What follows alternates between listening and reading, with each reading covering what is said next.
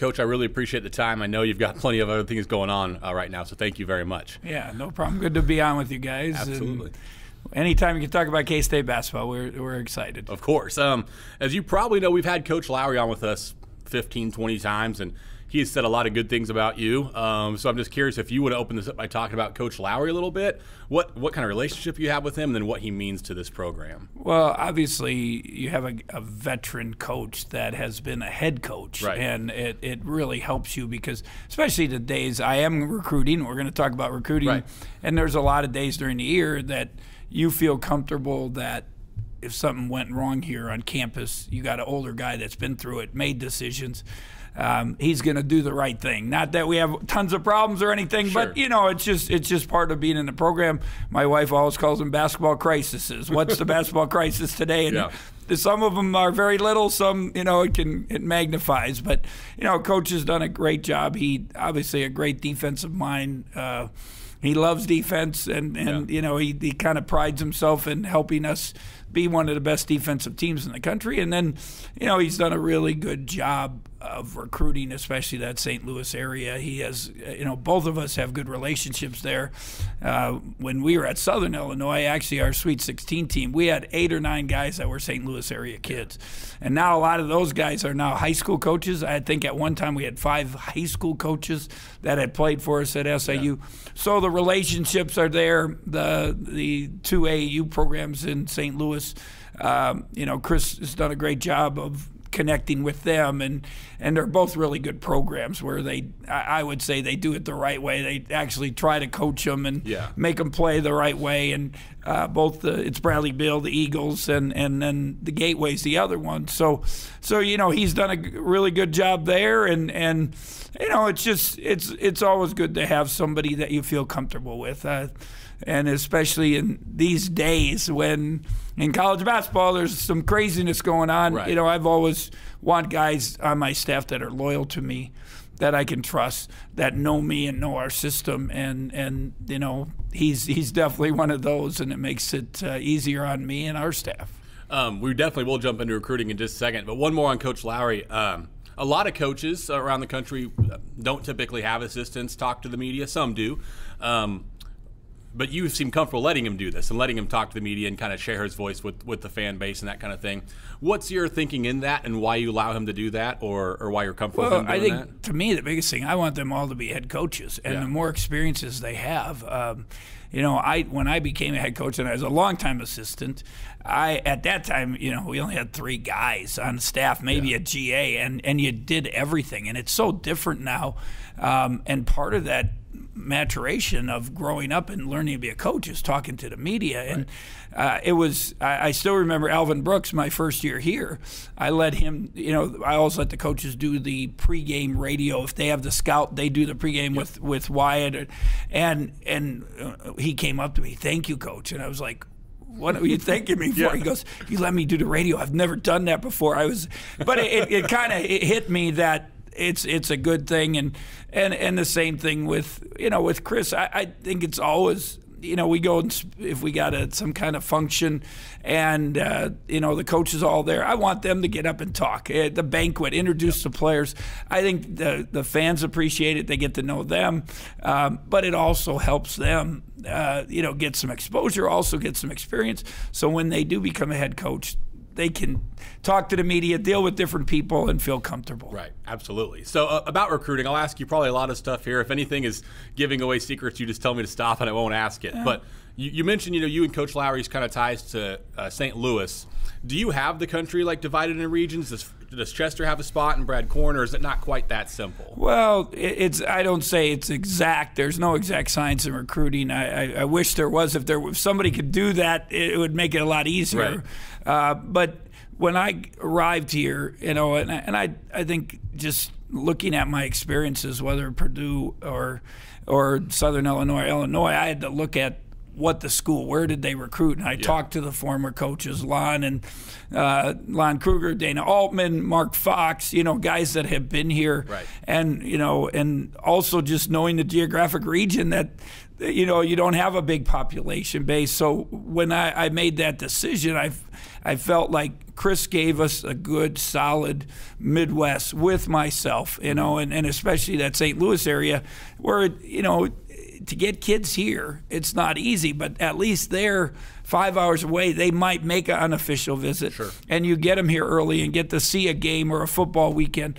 And then when I wanted a younger guy, and Chester was, you know, he had played for me. He had been one of my grad assistants. A lot of people thought, God, you're hiring a guy that has it, but when he was a player, he was like a coach. He was always around us. He took every recruit out when he hosted them when they came to campus, and he got along with everybody. It didn't matter if they were from a rich family or a poor family. Chester, he doesn't see color, he doesn't see it. He just he gets along with everybody. And then his connections with the East Coast. He's from Baltimore. I thought that was important. And you know, at that time, I took Alvin Brooks because it was Texas, and I really when Alvin left, I looked at taking somebody from Texas. Because it is an important region. But I kind of challenged Chris. I said, you know, you can make some connections. And then when we brought, again, loyalty, somebody I know, Brad Korn, I brought in. I said, Brad, here's your chance. You know, you can work Texas, you can work Oklahoma, but we also have to all work the whole country. And you got to find wherever you can find a guy. You know, whether it's Cartier in South Carolina or, you know, it just. You got, and we've had a little good fortune in Florida, and part of that is Chester. He's developed some relationships there, but you know, it's a crapshoot in recruiting, and you know, so I guess I hope that explains it a little bit, kind of where we look. But like I say, you know, Brad might go to California one day, and Chester might go to Wisconsin or Minnesota. You know, it's just wherever we can find a kid and we have a connection. Where, you know, they possibly might have an interest in K-State. Obviously, you can't comment on any sort of, you know, commitments or specific names, but you mentioned Coach Korn. A couple of the kids, at least that we've covered, you know, who perhaps are committed or interested, have mentioned him as their recruiter. Is he somebody who's had a good last year for you, or has really made some improvements as a recruiter? I think they take a lot of pride, the coaches, and they talk about it when they scout, when they have the scout, or you know, that's their team. They're scouting Kansas or Oklahoma or Iowa State. You know, they want to win. They want to have the good scouting report that, you know, help our team be successful. It's the same thing with recruiting. If they, you know, I guess you work a kid. And it was a little different coming here because of the geographic region of recruiting is so spread out. I had to adjust, to be honest, because, you know, to me, it's Purdue getting a kid. It's Illinois. It's Southern Illinois. But here, when I got here, it was like, well, who's recruiting him? And I'm like, we're recruiting him. But because of geographic, you know, and the time limits with recruiting, it's not like everybody can go see somebody. When we were in Illinois, everyone drove to Chicago and saw the kids. Everyone went to Indianapolis or St. Louis because it was easy. You could do it. But now every time it's a 2-day trip. Right. So, and you only have so many days. You only have so many times you can see young men. So, you know, you know, it kind of has become a little more personalized. And I know, you know, Brad got here, and the first year I just said, you know, just help everybody, and then start working some of those young kids. And you know, he was the one, you know, like you say, a couple of the kids he had been working or kind of been the guy that, you know, was the on-point guy with them. And we've been fortunate to get some commitments. We've had similar, some kids that you've recruited, and even some kids on the team. I don't want to get it wrong, but I think maybe Mike and Cardi have kind of expressed they look at Chester as a guy who doesn't care a lot about star ratings or what somebody else has said, that he's pretty confident in his ability to evaluate and that kind of thing. Is that a fair description of him? Is he somebody who will look anywhere and doesn't get wrapped up in, you know, what the rankings say? I think the thing Chester does is he just looks – he's always on the phone. He's kind of, again, a younger guy. That's the internet, all the stuff that, you know, that I don't deal with very much, but that's how he's getting his names. And you know, he almost every night at midnight I get a video. Yeah. You know, here's a kid coach in Shabutka, Idaho. You know, we got to go look at it. And I'm like, oh, let's. And I kind of tease him.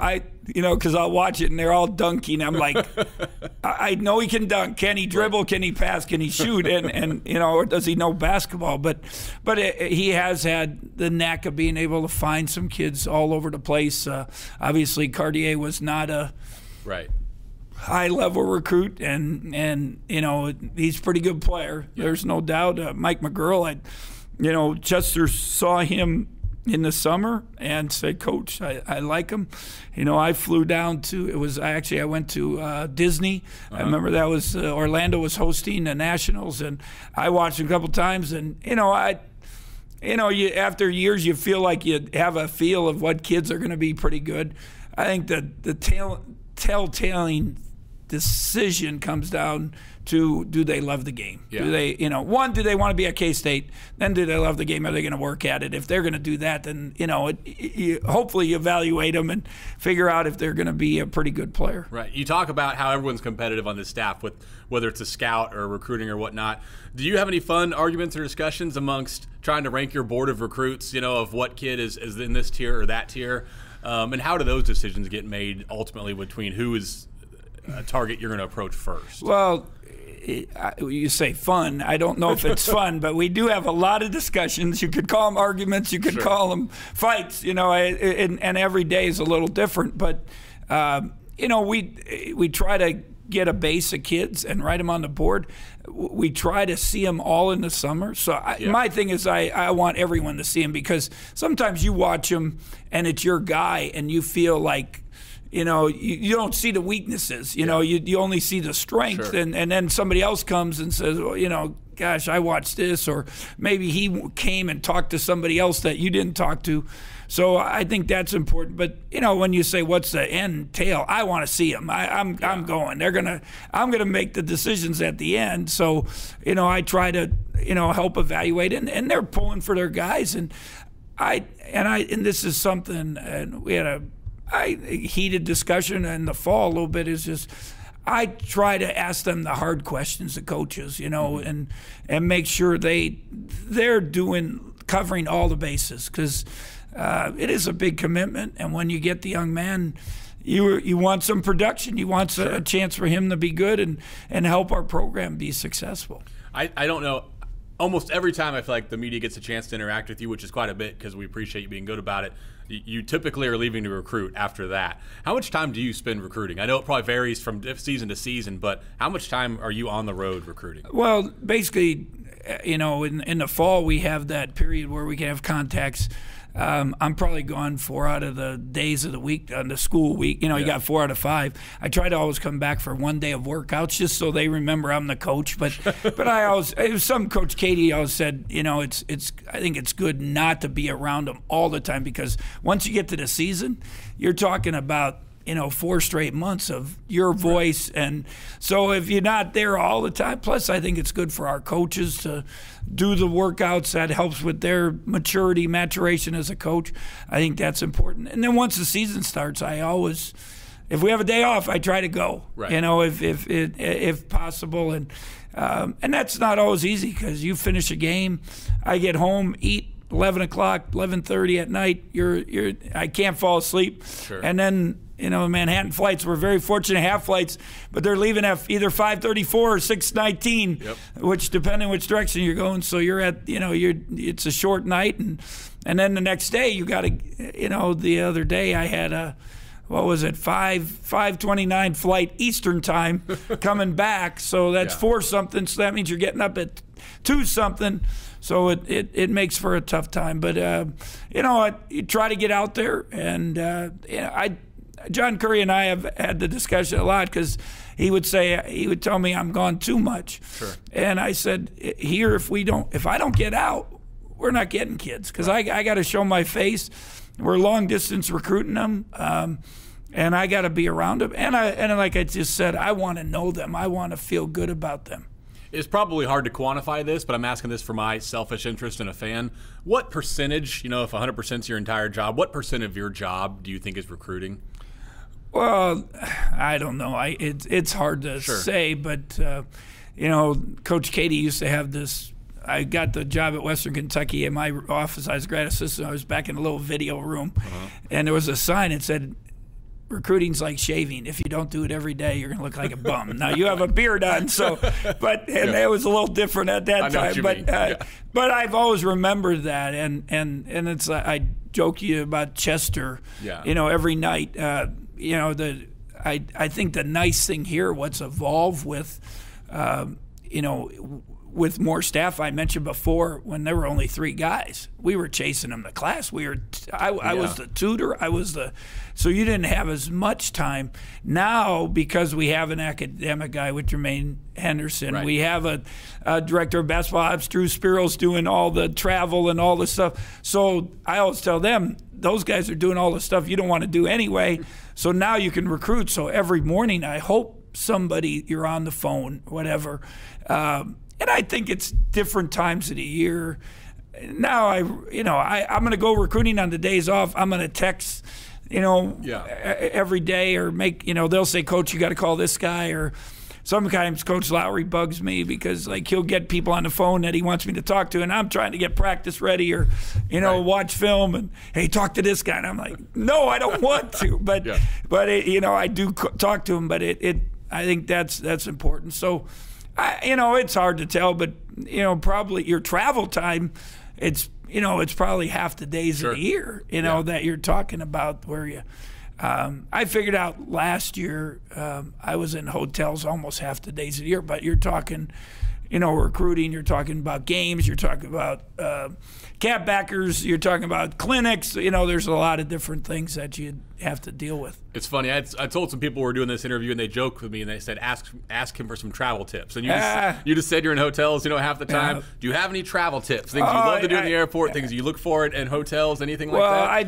Well, to me, it's a science. And when I first started, I'm making $4,000, and if I could go get free plane tickets, or when we had kids and I'm up to $17,000, we want to go on vacation. So I feel like I know all the stuff, and from the credit cards to the hotels to the airlines to I'm an American. I'm executive platinum. That means you got to fly 120 segments a year or 100,000 miles. I surpassed that in September already. Marriott, I'm platinum for life. I've stayed in so many Marriotts. It's a national rental car. It's just I've done that. National rental car at one time. I got a free riding mower. Think of this, a John Deere riding mower. I got a free vacuum. I got a free ping pong table. So what happened was that you would accumulate points, and I think they just said you have to spend your points, otherwise you're going to lose them. Yeah. So I looked at it, and you're talking a $5,000-$6,000 John Deere. You're talking about a vacuum, $800-$900. You're talking about a ping pong. So we had a nice Christmas that year with all my points. So I tell the coaches, take your family suffers because you're gone so much. At least take advantage of it. So now when it's time to have vacation in May or August, you can take them to a nice place with free plane tickets and free hotels and free rental cars. Right. I know, again, this is Thursday. You've got a game tomorrow, so I don't want to keep you much longer. I'm curious, is there any one recruiting battle at K-State you've won that you guys were I'm sure you're thrilled for every kid you land, but is there any one you guys were particularly excited about, or remember the reaction from you and the coaches when you landed that kid's commitment? I don't know if there's just one. Obviously, we've been pretty fortunate finding the unknown guys that have become pretty good. Yeah. Obviously getting Dean, and I think Dean wanted to come here all along. His dad, relationship, mom, we had recruited him for a long time, but at the end, all of a sudden, Indiana, Iowa, Vanderbilt, some people got to get interested. Xavier, the same thing. Xavier was probably the highest recruited young man that we, recruited, because he had a lot of interest from people. That was a positive. Barry. It's funny because Barry committed to us before he even visited, because we had the kid from Texas was going to visit, and Barry goes, "I'm not losing this spot. I'm committing." Right. And so he committed and then made the visit. But then, ironically, all of a sudden the Florida schools called and said, "Hey, wait a minute. We want you, or we're interested." Right. So each one's a little different story, and you know, the thing we did last year, you know, we had no scholarships at the time, so we felt for the first time we felt we could go look at juniors, right. and we put a lot of time into some juniors, and you know, I'm disappointed because we didn't all the time we put in with some of these higher ranked kids, right. we didn't get, but. You know, I told our guys it's a learning lesson. We are who we are. It's K-State. We got to find kids that want to be here. We're pretty good. You know, we were in the Elite Eight last year. We're one of the top teams in the country this year. So obviously we have good players, right. and that's what we get. You know, you would always like it a little easier, but sure, it is what it is. Well, Coach, I appreciate the time. Best of luck this season, and thank you again. Thanks, man.